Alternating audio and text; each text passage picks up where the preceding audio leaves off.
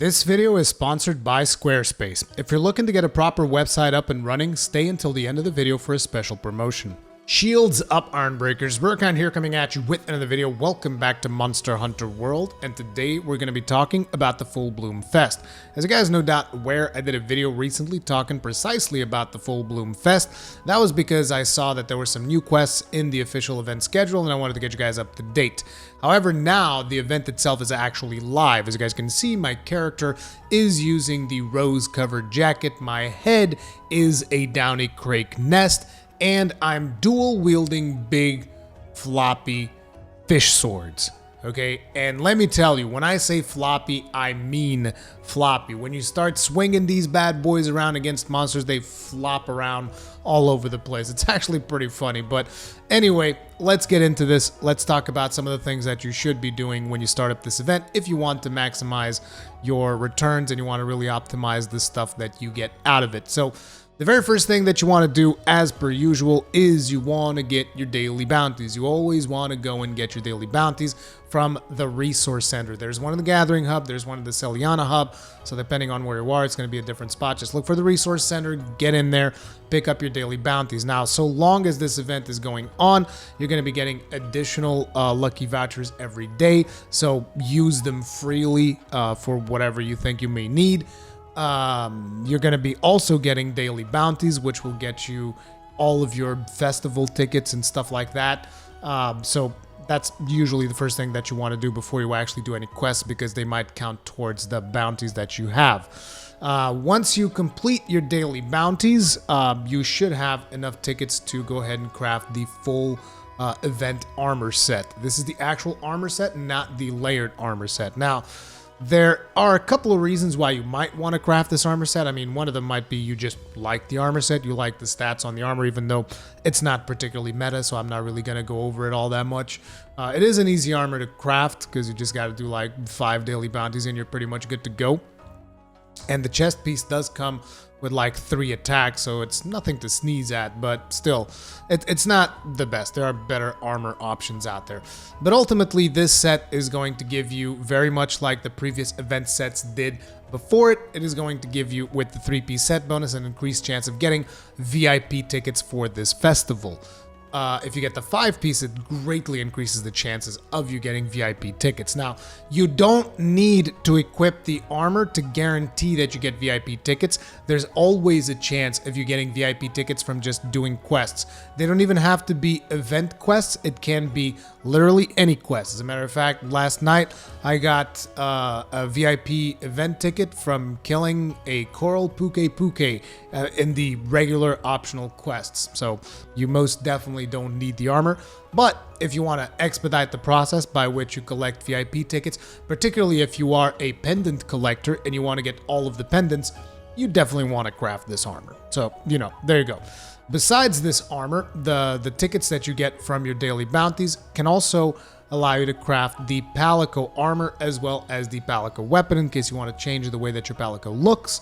The weapon itself deals dragon damage, but you know, it's really up to, when it comes to Palico gear, I usually don't stress out too much about it. I just pick whatever element or ailment I want from its weapon, and then I just go straight for looks. And the looks from the current event is really not the type of thing that I personally like, but hey, if you're into it, feel free to craft it. Just remember, if you want to get the armor, you might have to wait until the second day of daily bounties in order to be able to craft the Palico armor, because it uses the same tickets. Okay. Now, the new events, very much like I talked about in the previous video, is the Skyline Snipers, a fish to whet your appetite, and the Assassin. And I was hoping that there would be a couple of more, but it looks like this is going to be it. Which, you know, you get your Safi Jiva, you get these 3 new events, and you get all of the other events still available, which they have been available for a while, ever since we went into quarantine because of the, you know, situation, because we can't talk about it because it is YouTube, and I'm not a big late night show host, so I don't get to talk about these things. But anyway, a couple of tips here for the Skyline Snipers quest where you have to capture the Mantigrels. The easiest way of doing it is to teleport into Camp 12 of the Coral Highlands and then just pick up any type of slinger ammunition. And the idea here is you want to shoot the Mantigrels out of the sky with your slinger ammo. Once they fall down, you go down to wherever they fell and you use your net to capture them. It's actually a super easy quest. One of the more annoying things is that there is a Rajang in that quest, so he can show up and try to, wreck your day, but it should be fairly easy for you to just juke him around the area where the Mantigrels are and keep shooting Mantigrels down and capture them. So that is how you're going to get your Downy Crake hat. It's not a particularly hard quest. Should be fairly simple for you to get it done. Next, let's talk about a fish to whet your appetite, which I initially had thought that potentially this quest could give you Whetfish Fin Plus, but I wasn't sure if that was going to be a thing or not. Well, now I can confirm, yes, you're definitely going to be getting Whetfish Fin Plus, so a lot of you guys might want to go ahead and grind that particular quest. For those of you that do not know, Whetfish Fin Plus is essentially like a whetstone, except it doesn't take like 4 scrapes of your weapon to fully sharpen it. It just takes 1, so it's basically the equivalent of having speed sharpening, but naturally it is a consumable item, but it doesn't get used up on the first time that you use it, so it might last you quite a while depending on how lucky you usually are with these things. I've never really used them because I don't like relying on items that eventually are going to run out, because there's no reliable way of farming them, or at least there wasn't a reliable way of farming them before this quest. But now that this quest is here, you can actually farm them and you can get Whetfish Plus quite easily. You can get quite a few of them every time that you run this quest. And as a matter of fact, as I was planning out to optimize this quest to give you guys a couple of tips on it, I noticed that CaoSlayer had already done a video talking about this. So I'm just going to link his video in the description of this video or in the pinned comment somewhere, so that you guys can go check that out. He goes in great depth as to how to fully optimize the Whetfish quest so that you guys can get as many Whetfish Fins Plus as possible. So I'd really advise guys to check that out because it is well worth it. If you're just looking to craft the dual blades though, the easiest way of doing it is teleport yourself into Camp 1 and then, exit the camp, turn left, and go straight to the very first pond. This is usually where you will find like Pink Rathian and stuff like that if you happen to be doing a Pink Rathian quest. And in that pond, it should be fairly easy for you to identify where the fish is. It looks like the fish that you guys saw at the start of this video, so it's super easy to identify. You want to get the biggest one because that's going to be the great Whetfish. Pick that up. Once you pick that up, teleport yourself to Camp 6. And in Camp 6, there's a little lake there. There should be another one there. You only have to pick up 2 great Whetfish. So it's fairly easy to farm that quest and get as many Whetfish Plus as you could possibly want. And then the other quest that you most definitely want to do is the Assassin, to upgrade your Assassin's Mantle. Like I've said, it's a very good mantle for gathering quests because you can basically run faster. I haven't really optimized my own mantle. I've done the quest, but I haven't figured out what sockets I want to put on it or whatever. But definitely do it because it is going to be worthwhile for you to have the Assassin's Creed mantle thing upgraded. And I've had people ask me about when are some of these events coming back, and I think that people are forgetting that during Iceborne, all of the previous events from Monster Hunter World, they're going to show up on your low rank quests, on your low and high rank quests, not on the master rank quests. So if you're looking through your event lists on master rank, you're not going to be seeing the old stuff. Now, the reason I'm saying this is just in case you still don't have the Assassin's Creed mantle, you can probably get it. You could have probably gotten it even before the event because all of the event quests have been available for the last couple of weeks on account of the quarantine. So you should definitely go ahead and get yourself the Assassin's Creed mantle if you don't have it yet, and then do this quest so that you're able to upgrade your Assassin's Creed mantle. And then eventually when you get your 5 VIP tickets, you're going to want to go ahead and craft the layered version of this set, just so that you have it as an option. Like, I don't know about you guys, but I've crafted pretty much every single layered set there is in the game at the moment, and I will continue to do so for for a good long while.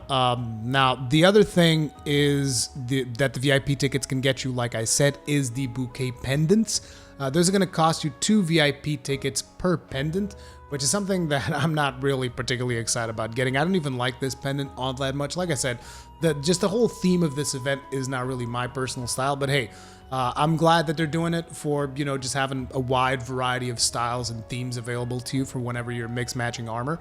It's always nice. But yeah, that's another thing that you can get out of your VIP tickets.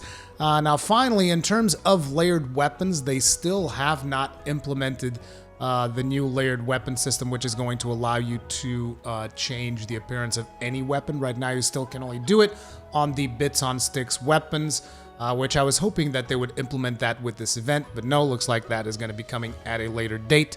And very much in the same way that I mentioned in the previous video, I believe that the next date we're going to be seeing significant changes to this event is going to be the 23rd of April, because that is when Safi Jiva leaves, and it would make sense for Safi to leave and then Master Rank Kulftaroth coming back. And a lot of people have pointed out, but Rurikhan, you know, Master Rank Kulftaroth is not going to be a siege, so they can have both monsters at the same time. And it's like, yes, she's not a siege, but she is an end game grind. She is going to be a monster that you're going to have to hunt multiple times.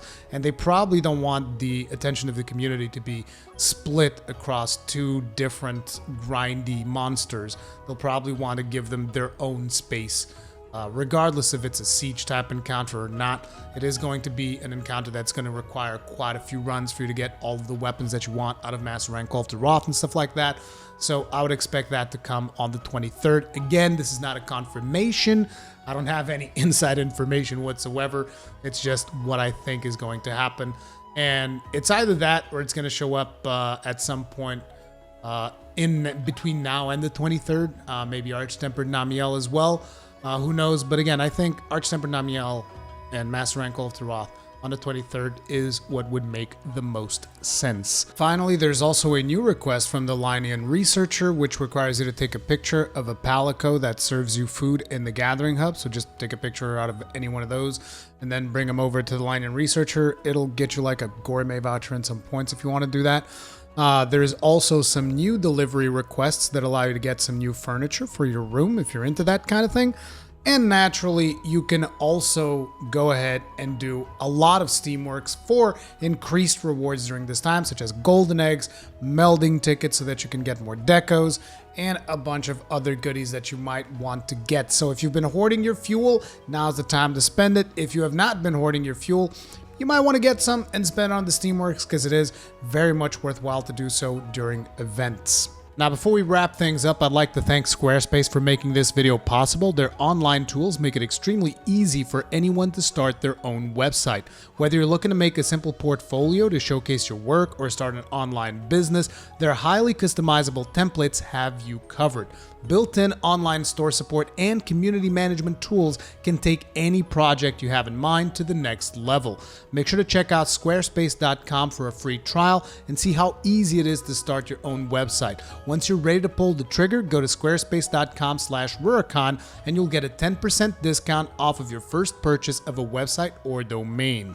Thank you all very much for watching this video. If you enjoyed it, hit the like button. If you did not enjoy it, hit the dislike button. Feedback is important. Feedback which you can also leave in the comment section down below. If you enjoy my content, subscribe, hit the bell notification icon, all of that usual jazz. I'll see you guys on the next one. Stay strong and may your shields never break.